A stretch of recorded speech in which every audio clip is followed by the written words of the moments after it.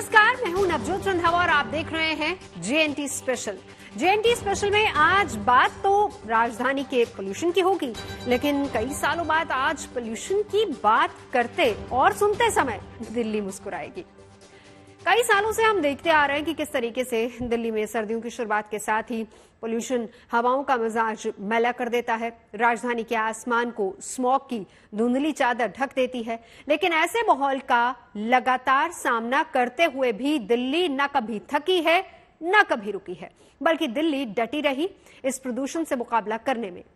हर साल छोटी छोटी कोशिशों से दिल्ली पोल्यूशन पर प्रहार करने की कोशिशें करती रही और उसका नतीजा सामने आ चुका है। दिल्ली के लिए ये बेहद बड़ी गुड न्यूज है कि पिछले 8 साल में राजधानी का पोल्यूशन 30% तक कम हो चुका है। 2014 के मुकाबले आज 2023 में 30% पोल्यूशन में कमी आई है। अमूमन देखने में आया कि अन्य राज्यों में या अन्य शहरों में समय के साथ प्रदूषण बढ़ा है, विकास की एक्टिविटीज के साथ प्रदूषण बढ़ा है, लेकिन दिल्ली में 30% पोल्यूशन की कमी है। 2014 में PM 2.5 149 होता था, आज PM 2.5 103 है। 2014 में PM 10 324 होता था, आज 223 है। तो लगभग 30% प्रदूषण में कमी आई है। आज जेएनटी स्पेशल में हम आपको दिखाएंगे कि दिल्ली इस साल भी इस जंग को जारी रखते हुए इन आंकड़ों को और बेहतर कैसे बनाएगी। लेकिन सबसे पहले आपको दिखाते हैं कि आखिरकार दिल्ली ने पोल्यूशन के विरुद्ध इस युद्ध में ये कामयाबी किस तरीके से हासिल की।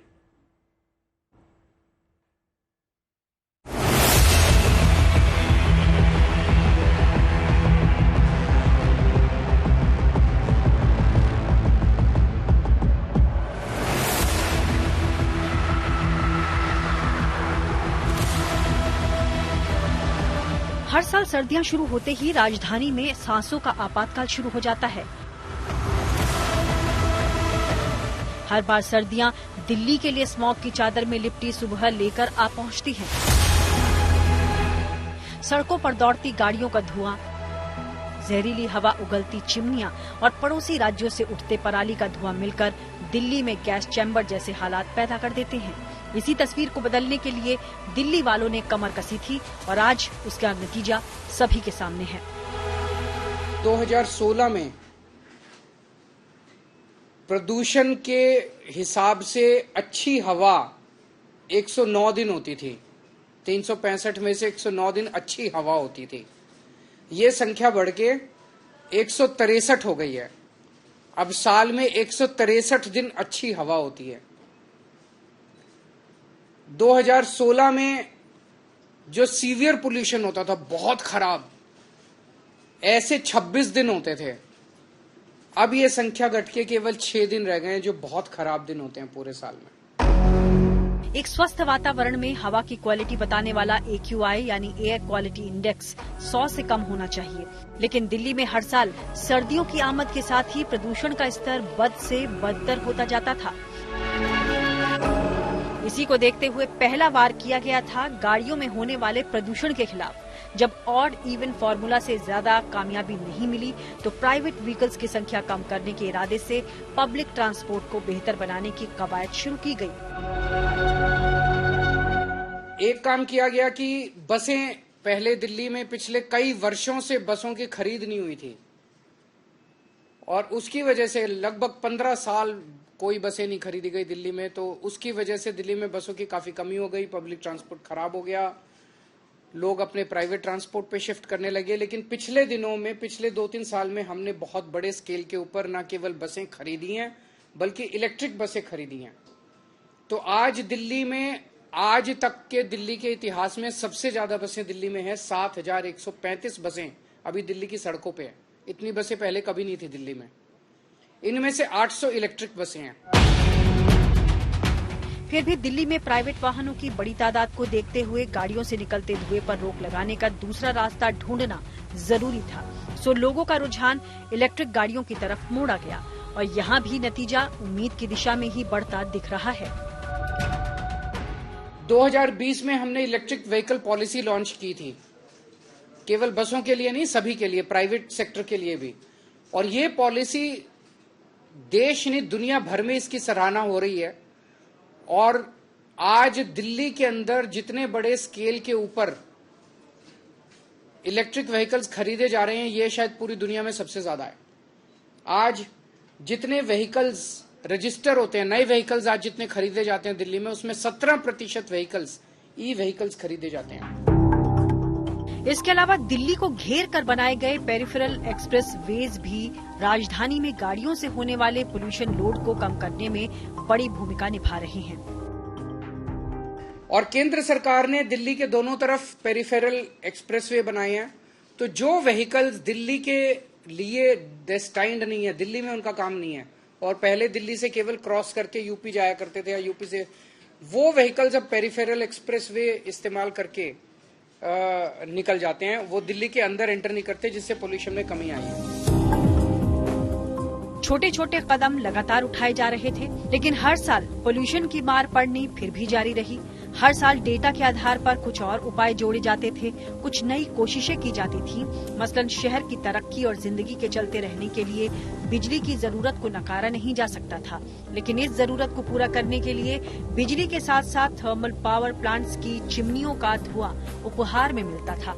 तो वहीं दूसरी तरफ डीजल जनरेटर से निकलता धुआं भी दिल्ली का दम घोट रहा था। यानी एक्शन दोनों जगह जरूरी था। ऐसे में एक तरफ पावर सप्लाई को बेहतर बना जनरेटर्स का मुंह बंद किया गया, तो दूसरा वार हुआ धुआं उगलते थर्मल प्लांट्स पर। दिल्ली में 2 थर्मल पावर प्लांट्स थे, उन दोनों को बंद कर दिया गया। तो आज दिल्ली देश का अकेला शहर है जहां पे कोई थर्मल पावर प्लांट, कोयला आधारित थर्मल पावर प्लांट नहीं है। सिर्फ थर्मल प्लांट्स ही नहीं, बल्कि दिल्ली में रजिस्टर्ड 1700 से ज्यादा इंडस्ट्रीज की चिमनियां भी राजधानी की हवा को जहरीला बनाने में कम कसूरवार नहीं थी। राजधानी को एक तरफ तरक्की को पंख लगाने वाली इन इंडस्ट्रीज की जरूरत थी, तो वहीं दूसरी तरफ उनके प्रदूषण से निजात पाने की भी। सो इंडस्ट्रीज की रफ्तार को बनाए रखने के लिए रास्ता निकाला गया अल्टरनेट फ्यूल का। डस्ट पोल्यूशन करने वालों के ऊपर खूब हैवी जुर्माना लगाया जा रहा है और वेब पोर्टल के जरिए उनका रियल टाइम मॉनिटरिंग की जा रही है। 1727 रजिस्टर्ड इंडस्ट्रियल यूनिट्स हैं दिल्ली में। पहले ये पोल्यूटिंग फ्यूल यूज करती थी, अब इन सबको पीएनजी, पाइप्ड नेचुरल गैस पे शिफ्ट कर दिया गया है। एक तरफ ट्रांसपोर्ट और उद्योगों के प्रदूषण को कम करने की कवायद जारी थी, तो दूसरी तरफ दिल्ली के आंगन की हरियाली को बढ़ा, उसके फेफड़ों को मजबूत करने की मुहिम भी चल रही थी। इसके लिए न केवल लगातार पेड़ लगाए गए, बल्कि पुराने पेड़ों को काटने की जगह ट्रांसप्लांटेशन जैसे एक्शंस का भी सहारा लिया गया। कई पेड़ ऐसे होते हैं जो कई साल, कई 100, 200 साल पुराने पेड़ होते हैं, बड़े बड़े पेड़ होते हैं, घने पेड़ होते हैं। ऐसे पेड़ों को अगर काट दिया जाए तो बहुत गलत है। तो हमने ये कंपलसरी कर दिया कि उसे आपको काटना नहीं है, उसे आप जड़ों के साथ आप उसको निकालेंगे और कहीं और ले जाके उसको लगा देंगे। इसका भी बड़ा अच्छा असर पड़ा है ट्री ट्रांसप्लांटेशन पॉलिसी का। जैसे जैसे विकास होता है वैसे वैसे पेड़ कटते हैं, सड़कें बनती हैं, बिल्डिंग्स बनती हैं, और देखा गया कि अलग अलग शहरों के अंदर जैसे जैसे विकास होता है वैसे वैसे जो हरित क्षेत्र है उसमें कमी आती है, पेड़ों में कमी आती है। दिल्ली में उल्टा हो रहा है। दिल्ली में 2013 में 20% पेड़ थे, जो कि अब बढ़ के 23% हो गए हैं। कम होने की बजाय 3% बढ़ गए हैं। ये बड़े शहरों में अगर लिया जाए तो ये सबसे ज्यादा दिल्ली के अंदर आज ग्रीन कवर है। इन तमाम कोशिशों का नतीजा ये रहा कि पिछले 8 सालों में दिल्ली का प्रदूषण 30% तक कम हो गया। लेकिन ये जंग अभी खत्म नहीं हुई। हाँ, लेकिन ये आंकड़े इतना जरूर बताते हैं कि प्रदूषण के विरुद्ध युद्ध में दिल्ली सही रास्ते पर चल रही है, और दिल्ली वालों को अभी अपनी कोशिशें यूं ही जारी रखनी होंगी, क्योंकि नो पॉल्यूशन वाली दिल्ली अभी दूर है। अरविंद केजरीवाल ने केंद्र सरकार से एक संयुक्त बैठक बुलाने की भी अपील की है, ताकि सभी पड़ोसी राज्य आपस में बैठकर एक जॉइंट प्लान बना सकें और इस प्रदूषण की समस्या से निपट सकें। कैमरामैन लोकेंद्र पांडे के साथ गुड न्यूज टुडे के लिए पंकज जैन। इस बार भी राजधानी को प्रदूषण से मुक्ति दिलाने के लिए, इन आंकड़ों को और बेहतर बनाने के लिए हर स्तर पर कोशिशें की जा रही, जिसकी शुरुआत हो चुकी है। दिल्ली सरकार ने इस बार प्रदूषण को काबू में रखने के लिए विंटर एक्शन प्लान का काम शुरू कर दिया और इस प्लान में सरकार ने दिल्ली में पोल्यूशन को कंट्रोल करने के लिए 15 टारगेट्स रखे हैं। पहला पॉइंट है कि हमने 13 हॉटस्पॉट्स आइडेंटिफाई किए हैं जहां पोल्यूशन ज्यादा होता है। हर हॉटस्पॉट के लिए एक स्पेशल एक्शन प्लान बनाया गया है और उसके लिए एक वॉर रूम बनाया गया है। 13 स्पेशल टीम्स बनाई गई हैं और वहां पे पोल्यूशन को डाउन रखने के लिए स्पेशल फोकस किया जाएगा। दिल्ली में पराली जलाने को कम करने के लिए पूसा द्वारा बनाया गया बायोडिकम्पोजर पिछले 3 सालों से हम इस्तेमाल कर रहे हैं। उसके नतीजे काफी अच्छे आए हैं। पिछले साल हमने 4400 एकड़ में बायोडिकम्पोजर का इस्तेमाल किया था। इस साल 5000 एकड़ में बायोडिकम्पोजर का इस्तेमाल किया जाएगा। डस्ट पोल्यूशन को कम करने के लिए कई सारे स्टेप्स उठाए हैं। एक तो ये जो कंस्ट्रक्शन साइट्स हैं, उन कंस्ट्रक्शन साइट्स पे निगरानी रखने के लिए स्पेशल टीम्स बनाई गई हैं। 591 टीम है। 500 स्क्वायर मीटर से ज्यादा निर्माण साइट्स वाले डस्ट कंट्रोल करने के लिए उनको वेब पोर्टल पे रजिस्टर करना पड़ेगा और 5000 स्क्वायर मीटर से ज्यादा का अगर कोई कंस्ट्रक्शन साइट है तो उन्हें एंटी स्मॉग गन लगाना अनिवार्य होगा। सड़कों पे भी जो सफाई करते टाइम धूल उड़ती है उसके लिए 82 मैकेनिकल रोड स्वीपिंग मशीन्स लगाई गई हैं। 530 वाटर स्प्रिंकलिंग मशीन लगाई गई हैं और 258 एंटी स्मॉग गन सड़कों के ऊपर चलेंगी विंटर के दौरान। जो व्हीकल से पोल्यूशन होता है उसको कंट्रोल करने के लिए पीयूसी सर्टिफिकेट्स की जांच करने के लिए और 10 साल से पुराने डीजल व्हीकल और 15 साल से पुराने पेट्रोल व्हीकल्स को प्रतिबंध के कंप्लायंस के लिए 385 टीम्स गठित की गई हैं। जो कंजेस्टेड एरियाज है जहां ट्रैफिक ज्यादा रहता है वहां पे व्हीकल खड़ा हो जाता है और व्हीकल खड़ा होकर वहां पे पोल्यूशन करता है, ऐसे 90 सड़कों की पहचान की गई है और वहां पे ऑल्टरनेट रूट्स प्रोवाइड करे जाएंगे। उसको प्रचारित किया जाएगा कि आप इसको अवॉइड कीजिए, इस सड़क को आप यहां से निकल सकते हैं। खुले में कूड़ा जलाने पे प्रतिबंध है और 611 टीमों का गठन किया गया है जो इसके ऊपर निगरानी रखेंगी। मैंने जैसे कहा कि 1727 इंडस्ट्रियल यूनिट्स हैं रजिस्टर्ड जो कि अब पीएनजी नॉन पोल्यूटिंग फ्यूल का इस्तेमाल कर रही हैं। इसकी निगरानी के लिए 66 टीमों का गठन किया गया है। एक ग्रीन वॉर रूम बनाया गया है 24 घंटे जिसके जरिए निगरानी रखी जाएगी। ग्रीन दिल्ली ऐप जो लॉन्च किया गया था उसका बड़ा सक्सेसफुल रिस्पांस रहा है। 3 साल पहले लॉन्च किया गया था। इसमें लगभग 70,000 शिकायतें आई जिसमें से 90% 63,000 शिकायतों का निपटारा कर दिया गया है। हम दिल्ली के लोगों को अपील करेंगे कि एंड्रॉयड और आईओएस के ऊपर ये ग्रीन दिल्ली ऐप है उसे जरूर डाउनलोड करें और कहीं भी किसी भी तरह की अगर दिल्ली में प्रदूषण करती हुई एक्टिविटी दिखाई दे उसको इस ऐप पे भेजें, हम उस पर तुरंत कार्रवाई करेंगे। Real time source apportionment study IIT Delhi और डीपीसीसी के साथ की जा रही है और उसके लिए राउज एवेन्यू में सर्वोदय बाल विद्यालय में एक सुपर साइट बनाई गई है। उसके जो डेटा है उसके साथ उसको इस्तेमाल करके हम जगह जगह एक फोकस्ड तरीके से एक्शन बना कर पाएंगे। पटाखों के ऊपर फिर से इस साल प्रतिबंध लगाया गया है और ग्रीन कवर बढ़ाने के लिए टोटल 1 करोड़ से ज्यादा नए पौधे लगाए जाएंगे जिसमें से 52 लाख पौधे दिल्ली सरकार लगाएगी। इको वेस्ट के लिए ई वेस्ट के लिए 20 एकड़ जमीन पे होलंबी कला में एक ई वेस्ट पार्क बनाया जा रहा है और उसमें गति तेज लाने के लिए कंसल्टेंट की नियुक्ति कर दी गई है। जन जागरूकता अभियान चलाया जाएगा जिसमें run against pollution, red light on, गाड़ी ऑफ, ये सब कैंपेन्स चलाए जाएंगे। पोल्यूशन कोई बाउंड्रीज नहीं देखता। हरियाणा की हवा इधर दिल्ली आती है, दिल्ली की हवा यूपी जाती है। सो आसपास के सभी स्टेट्स के साथ मिलके हमारी कोशिश है कि हम पोल्यूशन की पोल्यूशन को कम करें। आखिरी पॉइंट, ग्रैप को पूरी शिद्दत के साथ लागू किया जाएगा। अब ग्रैप में CAQM के जरिए और सेंट्रल गवर्नमेंट के अन्य एजेंसीज के जरिए 3 दिन बाद का वो पता चल जाता है, ये पूर्वानुमान फोरकास्ट होता है, तो उसके बेसिस पे ग्रैब को लागू किया जाता है जिससे कि पोल्यूशन को पहले से कंट्रोल किया जा सके। दिल्ली के मुख्यमंत्री ने विंटर एक्शन प्लान में जिस पहले पॉइंट का जिक्र किया है वो है पोल्यूशन के 13 हॉटस्पॉट्स की पहचान। राजधानी दिल्ली में ऐसे ही हॉटस्पॉट्स हैं जिनमें आनंद विहार भी है। हमारे रिपोर्टर मनीष औरसिया ने आनंद विहार पहुंचकर ये जानने की कोशिश की कि इस हॉटस्पॉट पर पोल्यूशन के विरुद्ध युद्ध की क्या तैयारियां चल रही हैं। डीपीसीसी ने पूरे शहर में 13 ऐसे हॉटस्पॉट चिन्हित कर लिए हैं जहां पर सबसे ज्यादा पोल्यूशन के सोर्सेज हैं, मतलब जहां सबसे ज्यादा पोल्यूशन होता है, और इनकी मैपिंग की गई है। और ऐसे हॉटस्पॉट पर अब वो इंतजाम किए जाएंगे जिनसे पोल्यूशन कम हो सके। हम मौजूद हैं आनंद विहार रेलवे स्टेशन पर, और आनंद विहार दूसरे नंबर पर है। इस पूरी जो 13 हॉटस्पॉट चिन्हित किए गए हैं उनमें दूसरे नंबर पर है जहां सबसे ज्यादा पोल्यूशन होता है। पहले नंबर पर जहांगीरपुरी है। आनंद विहार में 2022 भी ये हॉटस्पॉट में से एक था। उसके बाद यहाँ पर तमाम इंतजाम किए गए थे।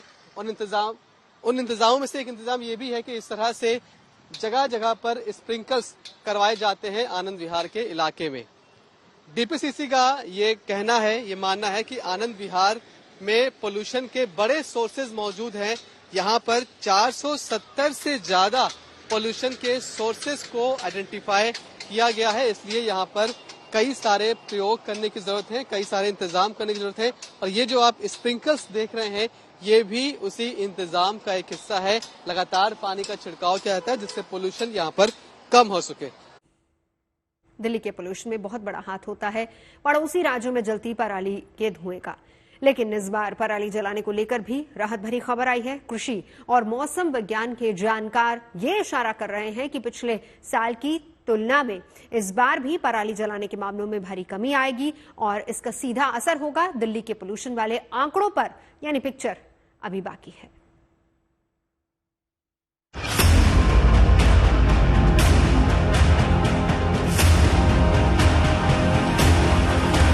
Centre for science and environment का डेटा बताता है कि दिल्ली में जो पोल्यूशन है वो 31% दिल्ली के इंटरनल सोर्सेज की वजह से है और 69% जो है वो बाहर के सोर्सेज की वजह से है।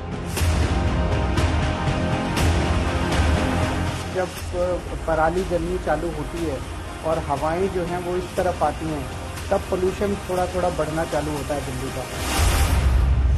हर साल पंजाब, हरियाणा और यूपी के गांवों में उठता जलती पराली का धुआं दिल्ली की हवा को बदरंग बना देता है।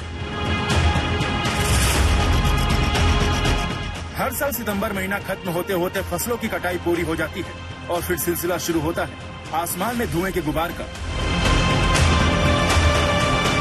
प्रदूषण का चौतरफा वार की मुहिम के तहत ही पिछले कई सालों में पराली जलाने पर रोक लगाने की तमाम कोशिशें हुई, लेकिन इसका नतीजा पहली बार पिछले साल यानी 2022 में नजर आया। ये जो ब्लू कलर है ये एवरेज फायर काउंट है पिछले लगभग 10 सालों का, और ये जो रेड है ये पिछले साल के फायर काउंट है। तो हमने देखा था कि पिछले साल एक बार पीक आई थी 26 अक्टूबर को और उसके बाद सेकंड मींस 10 नवंबर के आसपास ये पीक देखने को मिली थी, यानी कि सेकंड वीक ऑफ नवंबर में। तो ये जो मामले हैं ये अभी हम कह सकते हैं कि 10-12 अक्टूबर तक कमी रहेंगे, उसके बाद बढ़ेंगे, और जब बढ़ेंगे तो बहुत तेजी से बढ़ेंगे। और जो उस समय की मतलब बारिश है या नहीं है उस तरह से थोड़ा आगे पीछे देखने को मिल सकते हैं। अच्छी खबर यह है कि इस बार भी पराली का धुआं कम रहने की उम्मीद की जा रही है। इसके पीछे सबसे बड़ी वजह है इस साल लंबा खींचने वाला मानसून। देखना दिलचस्प होगा कि क्या अब की बार भी पिछले साल जिस तरह से नाड़ जलाने के मामलों में 30% गिरावट आई थी अब की बार भी आती है नहीं। किसान कह रहे हैं कि अब की बार चूंकि पंजाब के ज्यादातर धान के खेतों में बाढ़ की वजह से फसल नष्ट हुई, किसानों को 2 से 3 बार फसल की रोपाई करनी पड़ी। इसका मतलब ये कि धान की फसल कई जगहों पर देरी से पककर तैयार होगी और धीरे धीरे जो विंडो थी फसल की कटाई की वो बड़ी होती जाएगी। इसका मतलब ये कि पंजाब में अब की बार नाड़ जलाने के मामले काफी कम होंगे। मौसम के मिजाज के अलावा केंद्र और राज्य स्तर पर सरकारों और स्थानीय प्रशासन के मिले जुले प्रयासों के चलते इस बार पराली के धुएं को थामने में कामयाबी मिलती दिख रही है। अगर हम देखें तो central government, state government, commission on air quality management, national clean air programme, सभी जो स्टेक होल्डर हैं जिसमें फार्मर भी है, इंडस्ट्री भी है, मिल के प्रयास किए हैं। तो डेफिनेटली इस साल जो फायर काउंट है वो कम देखने को मिलेगा। और कुछ हमारी आपने बताया जैसे कि फ्लड रही, ये रही, तो उस वजह से भी थोड़ी कमी देखने को मिलेगी। दरअसल धान की पराली जलाने की घटनाओं में लगातार कमी के पीछे कई वजह है। पिछले सालों में इस बारे में किसानों को जागरूक करने पर काफी जोर दिया गया है। किसानों को लगातार ये बताया गया कि पराली जलाने से सिर्फ वायु प्रदूषण ही नहीं बल्कि उनके खेतों की मिट्टी के स्वास्थ्य और उनकी उर्वरता पर भी इसका खतरनाक प्रभाव पड़ता है। इसके अलावा धान की पराली के व्यावसायिक उपयोग को बढ़ाने पर भी फोकस किया गया। इन तमाम कोशिशों का नतीजा पराली के घटते धुएं के रूप में दिखने लगा। इस बार भी ऐसे ही नतीजे की उम्मीद की जा रही है। पराली 100% जलनी बंद नहीं होगी, छिटपुट मामले आते रहेंगे। हालांकि अभी मामले न के बराबर हैं, अक्टूबर के आखिर में मामले आ सकते हैं। वहीं अब स्वास्थ्य विभाग भी चेता रहा है कि अगर स्मॉग की कंडीशंस आपके पास आती हैं तो आपको क्या करना है। और वहीं किसानों को भी जागरूक करने की कोशिश की गई है कि वो पराली ना जलाएं, क्योंकि सबसे पहले अगर स्वास्थ्य की कोई समस्या आती है तो उनको आएगी, दिल्ली और आसपास के लोगों को बाद में आएगी। तो कुल मिलाकर अच्छी खबर यही है कि अब की बार पराली जलाने के मामलों में गिरावट आ सकती है। कैमरा पर्सन अमन गुप्ता के साथ Manjeet Sehgal, PGI, Chandigarh. JND special में अभी के लिए बस इतना ही। देश और दुनिया की अच्छी खबरों के लिए आप देखते रहिए गुड न्यूज टुडे।